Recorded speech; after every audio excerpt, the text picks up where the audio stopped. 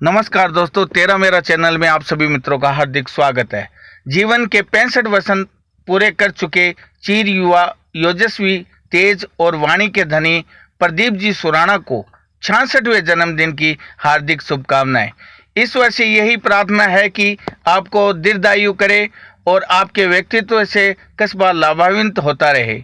प्रदीप जी सुराणा छापर की एक अहम राजनीतिक और सामाजिक प्रभुत्व की शख्सियत जो अपने जीवन को पूरी तरह छापर के लिए समर्पित कर चुका है।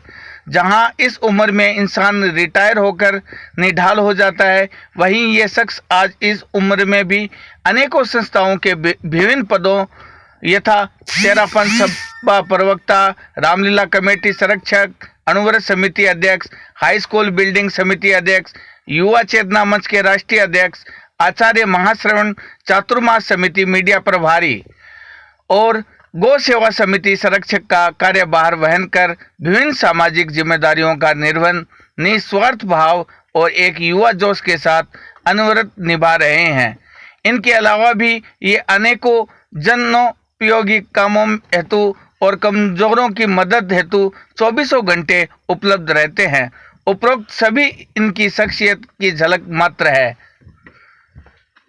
मैं एक बार पुनः कहना चाहूंगा, सबके लिए एक प्रेरणा पुंज प्रदीप जी सुराणा को जन्मदिन की शुभकामनाएं। आज कुछ जानकारी लेते हैं प्रदीप जी सुराणा से, उनके जीवन के बारे में। 15 जून 1956 को छापर कस्बे में हुआ और जहां तक शिक्षा का प्रश्न है, मैंने बीकॉम सुजला कॉलेज से किया था और उस समय में मैं स्पोर्ट्स में मेरी रुचि थी और मैंने वॉलीबॉल और बैडमिंटन पर राज्य स्तर का प्रतिनिधित्व करते हुए नेशनल में मैंने भाग लिया था। मेरी खेल प्रतिभा को देखते हुए मुझे बंगाल टीम से वॉलीबॉल का कैप्टन भी चुना गया और जहां तक मेरे सामाजिक क्षेत्र का प्रश्न है, मैं युवा चेतना मंच का राष्ट्रीय अध्यक्ष आज 25 वर्षों से लगातार हूं। छापर में हाई स्कूल बिल्डिंग समिति का अध्यक्ष हूँ, तेरापन सभा का प्रवक्ता हूँ, अणुव्रत जीवन विज्ञान अकादमी का मैं अध्यक्ष हूँ और रामलीला यहाँ होती थी। हमारे गुरुजी श्रवण जी मास्टर जी के नेतृत्व में छापर में रामलीला का प्रारंभ हुआ। उस रामलीला कमेटी का मैं संरक्षक आज लगातार हूँ। युवा संस्कार मंच द्वारा आयोजित रामलीला। जॉब का होना जरूरी है, बिजनेस का होना जरूरी है जीवन यापन के लिए, लेकिन मेरी सदा भावना छापर की रही थी, छापर में समाज सेवा की रही थी।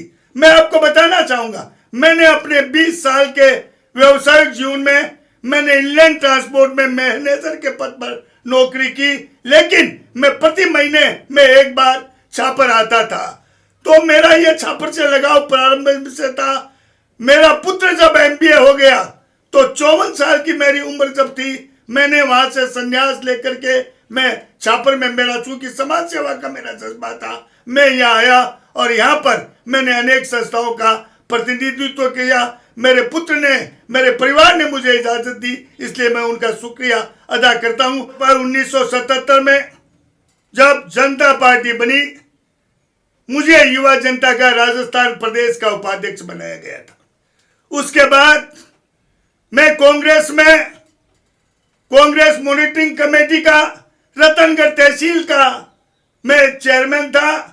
मुझे यहाँ कांग्रेस का चेयरमैन रतनगढ़ तहसील का बनाया गया।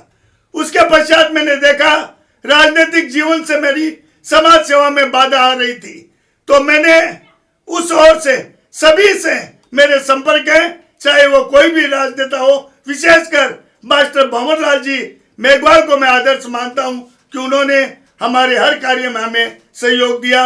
राजकुमार जी रिणवा, अविनेश जी महर्षि, इनसे भी मेरे व्यक्तिगत ताल्लुकात रहे हैं। मैं सभी का आदर करता हूं। आचार्य महाश्रवण को अपना मैं आदर्श मानता हूं। तेरापन समाज ने मुझे बहुत कुछ दिया है, उनके ने नाम और पहचान दी है, लेकिन उनके साथ साथ किसी भी समाज के धर्मगुरु आए, मैं वहां जाता हूं, उनका आदर करता हूं। हर समाज के कार्यक्रमों में मुझे आमंत्रित किया जाता है, वहां मैं पहुंचता हूं। का एक ऐसा मुद्दा मेरे जीवन में आया 2008 से लेकर के हमारा यह मुद्दा 2014 तक रहा।